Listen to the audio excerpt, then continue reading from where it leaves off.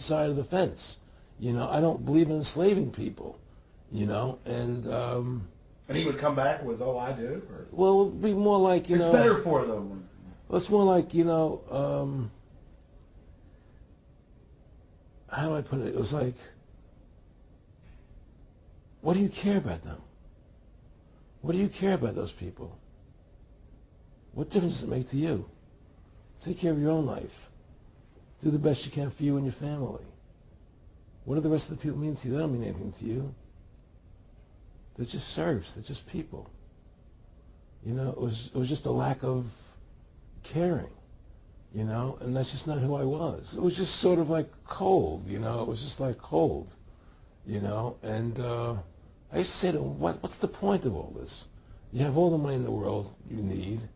You have all the power you need. What's the point? You know, what's the end goal? And he said the end goal is to get everybody chipped, to control the whole society, to have the bankers, the elite people, you know, the bankers and some governor controlling the world. And they said, all the people in the Council on Foreign Relations believe this way you do? He said, no, no, no. You know, most of them believe they're doing the right thing. A lot of them believe it's better off being socialistic. You know, we have to convince people that socialism is really capitalism. Because America's becoming a socialist country. It's a communist country today. Well, one of the things they told me was that he was at the house one night, and he would talk, and he started laughing. He said, Aaron, what do you think women's liberation was about? And I said, I had pretty conventional thinking about it at that point. I said, I think it's about women having the right to work, getting equal pay with men, just like they won the right to vote, you know? And he started to laugh. He said, you're an idiot. And I said, why am I an idiot? He said, let me tell you what that was about. We, the Rockefellers, funded that. We funded women's lib, you know? And we're the ones who got all over the newspapers and television, the Rockefeller Foundation. He says, and you want to know why? He said, there were two primary reasons.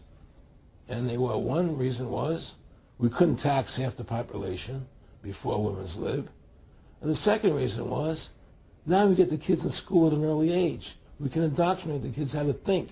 It breaks up their family. The kids start looking at the state as the family, as the school, as the officials, as their family, not as the parents teaching them. And so those are the two primary reasons for women's lib, which I thought up to that point was a noble thing. You know, when I saw their intentions behind it, where they were coming from when they created it, the thought of it, I saw the evil behind what I thought was a noble adventure. Aaron, did you know that Gloria Steinem, in one of her own books, now admits the CIA funded Ms. Magazine? No, I had no idea about that. No, I never heard that. Yeah, we're going to... CIA funded Ms. Magazine? Funded Ms. Magazine with the stated goal of taxing women and breaking up the family. No kidding. I never heard that. Well, Nick told me. I mean, I know it, but not because I know the CIA was involved in it. Well, Gloria Steinem was proud of it. Oh, the CIA wanted to help me help women. No kidding. So they funded it, yeah. And of course, it's divide and conquer.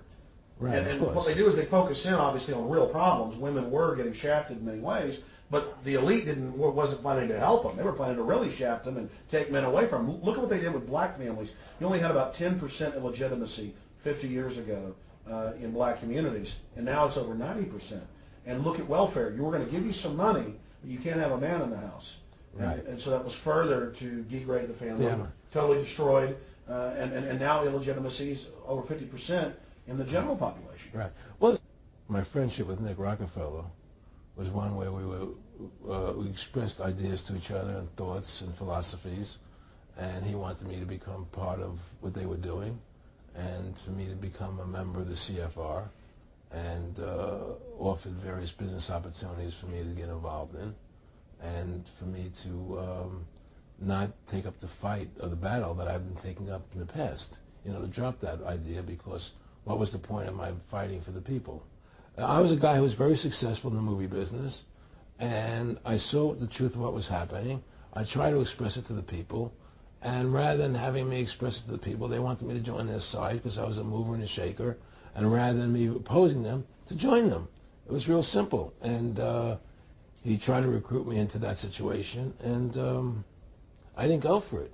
Did he get angry when you didn't go for it? No, no. And, you know, it's like, you know, I remember one time he said to me, You join it, so you have an ID card there, and you have a chip, and your chip will say KMA on it. And I said, what does KMA mean? He said, it means kiss my ass. And anybody stops you, a cop or whatever, and you show them your card or your chip, and they'll know to leave you alone because you're one of us. And why are you fighting for the people for? What is that about?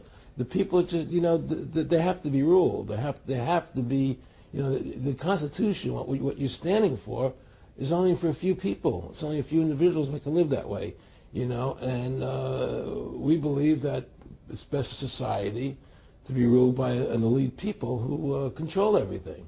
And I said, I don't believe that. I believe God put me on this earth to be the best person I could be, and put everybody on this earth to be the best they can be, not to be a slave and a sheep to you and these people. And I don't understand why you want to control everything. What is the need for that? And I asked them, do all the people in the Council of Foreign Relations feel the same way you feel? He said, no, a lot of them think they're doing the right thing. They think that socialism is the best way to go. They think that, that they're doing the right thing. But the people at the top, they all know the truth of what's happening.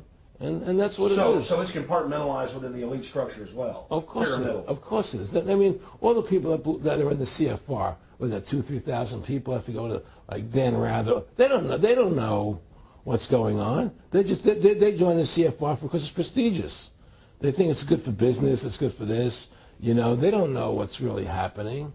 The evil that comes out of it, that's emanating out of it. And to me, the biggest evil is what's happening right now, because what happened on 9/11 is a phony, and we've never learned the truth about 9/11. That's the question I wanted to follow up on. He tells you 11 months before there's going to be an event, all this is going to happen. What did you think on the morning of 9/11? Where were you, and did you think about Nick Rockefeller and what he had told you when you saw those towers fall? No, I was actually in Tahiti when 9/11 happened, and I got a call from my son, and my son said, the Twin Towers, they were just attacked, and they were falling down or something. So what are you talking? I was in Tahiti, I was asleep, and he says, yeah, they were hit by a plane, da da da. And so where I lived, where I was in Tahiti, there was no television, so I had to run around the other side of the island to a hotel where they had, and it was all on television, and that's when I first saw the stuff on TV about it. And I didn't immediately equate it to Nick, but when I realized that we were going to go into Afghanistan, Iraq, and as that developed, I realized what it was. I mean, Nick and I discussed many things. One of the things we discussed, or he brought up in conversation, was reducing world population, and felt that there were too many people in the world. In a way, I agree. There are too many people in the world, but I don't think I have the authority to say who's going to die and who's not going to die, But they felt that they wanted to reduce world population, and he felt that it should be reduced by half. He even mentioned to me once they were having a real problem trying to solve the Israel-Palestinian problem. And he talked to me once about they were playing with the idea of bringing Israel to Arizona. And taking all the people from Israel and giving everybody $1 million and setting up Israel in the state of Arizona. Unbelievable. To end that problem, because that's a problem that they're not in charge of, in a sense. They're not controlling that problem. Did you ever talk to Nick Rockefeller after he told you all this and then 9/11 took place? No.